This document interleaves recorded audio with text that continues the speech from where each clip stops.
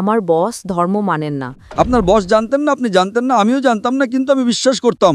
তিনি বলেছেন যদি এই প্রশ্নের উত্তর পান তবে হয়তো ইসলাম গ্রহণ করবেন, আমি আপনাকে ব্যাখ্যা করছি। কারণ এখন এআই খুব বিপজ্জনক হয়ে গেছে।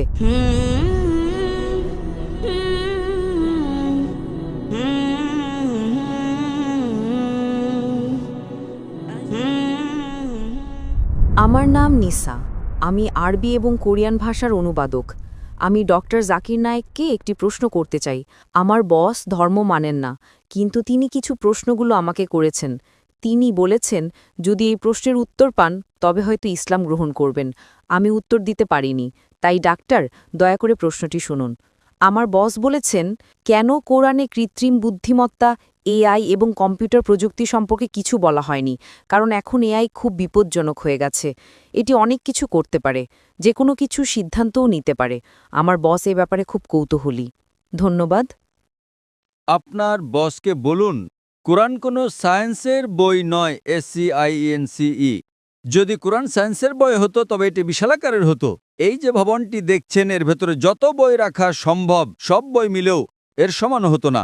যদি কোরআন বিজ্ঞানের বই হতো আর এতে সব বৈজ্ঞানিক তথ্য উল্লেখ করা থাকতো, তাহলে কোরআন এতটা বিশাল হয়ে যেত যে আপনি কোনোদিনও তা পড়ে শেষ করতে পারতেন না। আপনি কি বুঝতে পারছেন? হ্যাঁ ডক্টর। কোরআন কোনো সায়েন্সের বই নয়। সায়েন্স, আপনি যদি জিজ্ঞাসা করেন কোরআনে কি লেখা আছে 2 আর 2 মিলে 4 হয়, না, কোরআন কোনো সায়েন্সের বই নয়, এটি নিদর্শনের বই, SIGNS। তাই আমাদের দেখতে হবে কোরআনে যা কিছু বলা হয়েছে তা যেন ভুল না হয়। যদি আপনি মনে করেন যে কোরআনের সব কিছুই উল্লেখ থাকা উচিত, তাহলে ভাবুন তো বিজ্ঞানে কত হাজার হাজার PhD আছে, doctor, engineer, heart specialist, brain specialist, এই সব কিছু যদি কোরআনে লেখা হতো আর আপনি তা পড়া শুরু করতেন, তাহলে আপনার পুরো জীবনেও তা শেষ করতে পারতেন না। ঠিক না বেঠিক? সুতরাং কোরআনে বিজ্ঞানের সব কিছু উল্লেখ নেই, দয়া করে ভুল বুঝবেন না। কিন্তু কোরআনে যা কিছু বলা হয়েছে তার কোনোটিই ভুল নয়। যদি কোরআনে এমন কোনো বৈজ্ঞানিক তত্ত্ব থাকে যা ভুল প্রমাণিত হয়, তবে তা আল্লাহর পক্ষ থেকে হতে পারে না। আর যদি কোরআনে এমন কিছু বলা হয় যা বিজ্ঞান অনেক পরে, 200 বা 400 বছর পরে আবিষ্কার করেছে, তাহলে সেটাই মুজিজা। তাহলে প্রশ্ন হলো কোরআনে AI এর কথা বলা হয়নি কেন? কোরআনে এটা কেন থাকা উচিত? কোরআন কোনো বিজ্ঞানের বই নয়, কিন্তু আল্লাহ জানেন ভবিষ্যতে কি আসতে চলেছে। আমি আপনাকে ব্যাখ্যা করছি। 1 নম্বর, মানুষ আমাকে প্রায় জিজ্ঞাসা করত যে ইসলামী শরিয়া অনুযায়ী যদি আপনার কাছে ভিডিও রেকর্ডিং থাকে, যদি কোনো ভিডিও রেকর্ডিং থাকে যে কেউ চুরি করেছে, ইসলাম অনুযায়ী সেটা প্রমাণ নয়, এটাকে প্রাথমিক প্রমাণ হিসেবে ধরা হয় না, এটা দ্বিতীয় প্রমাণ। 10 বছর বা 20 বছর আগে যে কোনো সাধারণ আদালতে যদি আপনি CCTV ফুটেজ দেখাতেন আর তাতে চোর ধরা পড়তো যে কেউ চুরি করছে, সেটাই যথেষ্ট ছিল। কিন্তু ইসলামে তা নয়, ইসলামে চোখের সাক্ষী প্রয়োজন। তখন মানুষ অবাক হয়ে বলতো এটা কেমন ধর্ম? কোনটা বেশি নির্ভরযোগ্য, প্রত্যক্ষদর্শী নাকি ভিডিও রেকর্ডিং? কোনটা ভালো, ভিডিও রেকর্ডিং ঠিক না ভুল? আপনার বসকে জিজ্ঞাসা করুন। সুতরাং 20 বছর আগে যদি আপনার কাছে ভিডিও রেকর্ডিং থাকতো তবে তা ইসলামের চেয়ে সুবিধাজনক না। প্রত্যক্ষদর্শী হলো প্রাথমিক প্রমাণ, ভিডিও রেকর্ডিং গ্রহণযোগ্য ছিল না।